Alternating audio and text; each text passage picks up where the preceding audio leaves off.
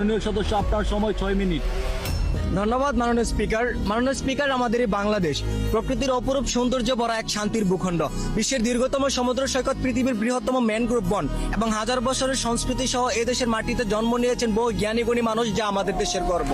কিন্তু অত্যন্ত দুঃখের সাথে বলতে হয়, এই স্বাধীন সোনার দেশে আইনের অবহেলা থাকার কারণে আজ সাধারণ জনগণ ভালো নেই। মাননীয় স্পিকার, আজ আমি এদেশের সাধারণ জনগণের দুঃখ কষ্টের কথা তুলে ধরতে চাই। বর্তমান বাজারে নিত্য প্রয়োজনীয় জিনিসপত্রের দাম এতটাই বেড়ে গেছে যে সাধারণ খেটে খাওয়া মানুষ দিশেহারা হয়ে পড়ে। চালের দাম, তেলের দাম, গ্যাসের দাম বাড়ে, কিন্তু সাধারণ মানুষের আয় বাড়ে না। এই অভাবে পরে দেশ ও জাতির উন্নয়নের আশা করা যায় না। মাননীয় স্পিকার, আজ দেশের হাজারো শিক্ষিত যুবক বেকার ঘুরছে। বাবা মা কষ্ট করে পড়াশোনা করায়, কিন্তু পড়াশোনা শেষ করার পরও চাকরি নেই। বিশেষ চাকরি করতে গেলেও যোগ্যতা চাই, আবার কিছু কিছু ক্ষেত্রে ঘুষ ছাড়া চাকরিও পাওয়া যায় না। যে দেশের মেধাবী যুবক বেকার থাকে, সেই দেশ কখনো পুরোপুরি ভাবে উন্নত হতে পারে না। মাননীয় স্পিকার, বর্তমান সামাজিক যোগাযোগের মাধ্যমে অপপ্রচার, প্রতারণা, কিশোর গ্যাংয়ের কার্যক্রম প্রতিনিয়ত বেড়ে চলছে। অল্প বয়সী ছেলেরা মাদক, সন্ত্রাস আর অপরাধের দিকে ঝুঁকে পড়ছে।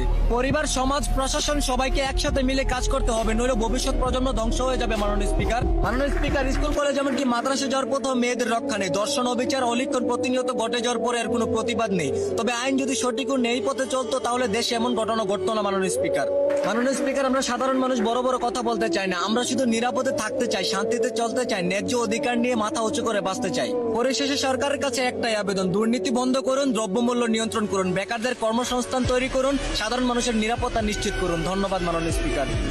সংসদে দ্বিতীয়বারের মতো বক্তব্য পেশ করবেন জনাব রাজউদ্দিন আহমেদ। মাননীয় সদস্য, আপনার সময় 2 মিনিট। ধন্যবাদ মাননীয় স্পিকার, আজ আমাদের দেশের সাধারণ মানুষের মনের কিছু কথা সংসদে তুলে ধরতে চাই। মাননীয় স্পিকার, এদেশ উন্নয়নের দিকে এগিয়ে যাচ্ছে, কিন্তু এখনো সাধারণ মানুষেরা নানা সমস্যা জীবনযাপন করতেছে। মাননীয় স্পিকার, সকল সমস্যার সমাধান হলো আইন। সুতরাং আইন যদি সঠিক ও ন্যায়ভাবে চলে, তবে দেশে শান্তি ফিরে আসবে। ধন্যবাদ মাননীয় স্পিকার।